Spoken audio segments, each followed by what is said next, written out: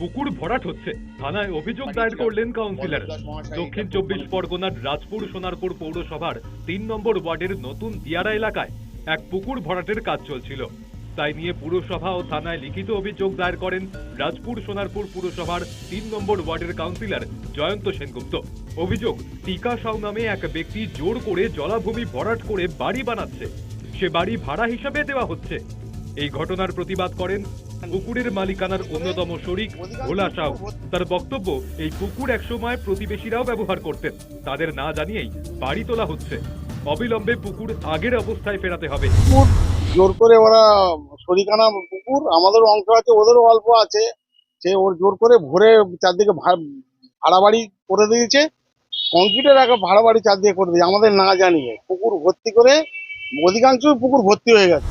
পুকুর ভরাট নিয়ে বিধায়ক ও থানায় অভিযোগ জানিয়েছেন কাউন্সিলর জয়ন্ত সেনগুপ্ত।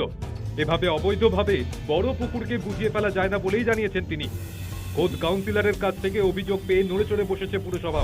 রিটার্ন করেছিল একজন, তো তার সঙ্গে সঙ্গে আমি অ্যাকশন নিয়েছি। যেমন আমি একটা কপি থানাতে পাঠিয়েছিলাম, মাননীয় এমএলএ ফিরদৌসী বেগম সেখানে রেকমেন্ড করে দিয়েছে, পুলিশকে কড়া ব্যবস্থা নিতে বলেছে। একটা চিঠি আমি আমাদের চেয়ারম্যান মাননীয় পল্লব দাসকেও পাঠিয়েছিলাম। পল্লব দাস মহাশয় এটা খুব দ্রুতগতভাবে অ্যাকশন নিচ্ছেন। উনি কালকে থানাতে নিজে গেছিলেন সিইওকে নিয়ে একটা এফআইআর করার জন্য।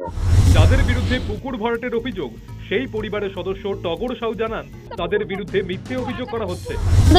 মিথ্যে হচ্ছে অভিযোগ জমা করা হয়েছে, কারণ আপনার তো ছবি তুলে নিয়ে দেখছেন পুকুরের মতো আছে। আমার বাড়িটা পড়ে যাচ্ছে, তা আমি আমার বাড়ির পাশে একটু মাটি দিয়ে ধরাবো, সেই মাটিটা পুকুর ধরালে হচ্ছে পুকুর ভরাট হয়ে যায়। তাহলে সরকার কি চাই যে আমি বাচ্চা কাচ্চা সব নিয়ে আমার জলের তলায় ডুবে মরি? আমি আমার বাড়িটাকে করবো না, গুছাবো না, একটু মাটির পাড় পুকুর পাড় ধরাতে পারবো না?